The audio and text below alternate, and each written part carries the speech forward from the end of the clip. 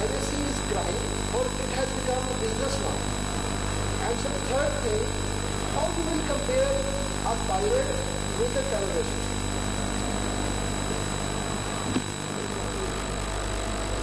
This is exactly what I said right at the beginning of my speech, that there is a lack of legislation, and especially there should be a particular law dealing with this sort of situations, and the pirates should be firstly defined what a pirate is. In international conventions there certainly has been definition, but for instance in our local for instance in Pakistan, the parliament needs to pass an act which defines what is a pirate and what activities they conduct, and what is the penalties if they are caught, and how long they would be serving, they would be jailed for.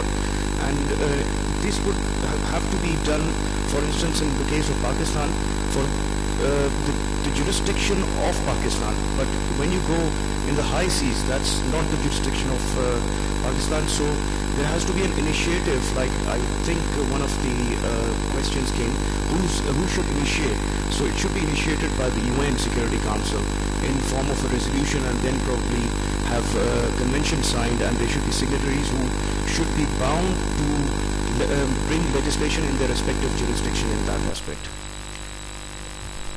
Please, go ahead. Yeah. I'd just like to say on this difference between pirates and terrorists. You see, terrorists have ideological motivations for whatever they are doing. These pirates, when we catch them, they are, very poor fishermen looking for a livelihood through illegal means, but they are earning a livelihood through piracy. So these pirates are actually, you can't term them as terrorists. They are criminals, but they are not terrorists because they have adopted wrong means to earn a wage. So there is a clear distinction between terrorists and these pirates. Okay, we're going to take just one more question, and we need to keep it very short, sir. Go ahead. Okay, we'll get to you, sir. Go ahead. I'm Captain Shakil from Pakistan National Shipping Corporation. I have many questions in my mind, but I will keep myself brief. One thing I would ask George, when he says who, what does he mean by who is going to look into this matter? Right. Rather, he just said that we should go ahead and look for a solution. What is meant by we? Who is we? Yeah, one thing. Second thing, briefly, I would just like to add something to what the Admiral just has said about the pirates and terrorism.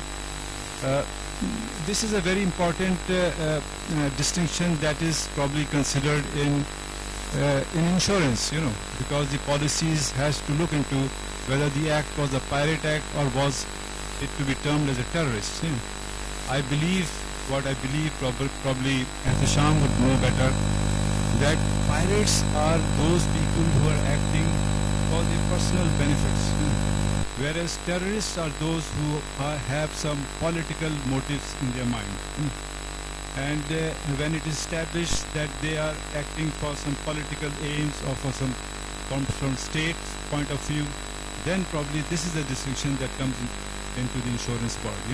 That is a very important distinction that has to be interpreted when insurance covers are there. Right. Thank you. Thanks. We'll let George answer your first question. Okay. Thanks. Go ahead. Who needs to do it?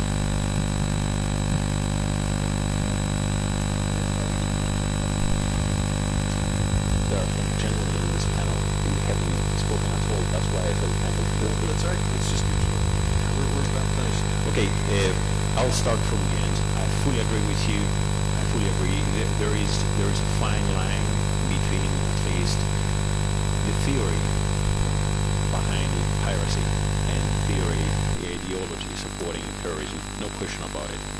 That said, we know for sure that there is some osmosis of funds. There are some cash flows coming from leaving the pirates, going into the coffers of terrorists. We know that around 25 to 30% of ransom paid to Somali pirates eventually found its way to terrorists. is, in a nutshell, there is a distinction. However, we know that there is interaction.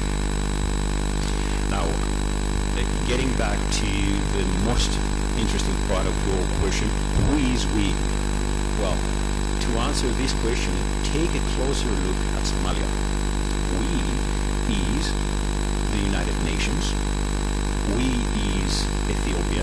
In other words, the neighborhood around Somalia. Okay? Which means Kenya, Ethiopia, maybe Djibouti. I believe that, actually, my team, we believe that this problem needs to be solved by the Somalis with help coming mainly from the neighbors and from the United Nations. That's it in a nutshell. Yeah, the interesting aspect there is that as we find in many parts of the world, it's frequently distilled down to what's called a regional approach, which is a very convenient bumper sticker that belies the tremendous difficulty that coming up with even a regional solution entails. I think we've come to the end of our allotted time. I know Mr. Sarfraz wants to have a comment here. Let me just sum up before I turn it over to him. What I think we've heard here in the last 2 hours is that there continues to be a focus on the root causes, but I would offer the caution that saying root causes is very easy. Coming up with viable, in military parlance, what we would say in the planning community, a feasible, acceptable, and suitable set of solutions is tremendously difficult. The devil is in the details, and it would be tremendously difficult to implement. And on top of that, even what appears to be a very straightforward and commonsensical approach in investing on the mainland or on land, in the long run turns out to be tremendously expensive in many, many ways. And ultimately, particularly in Somalia, we could very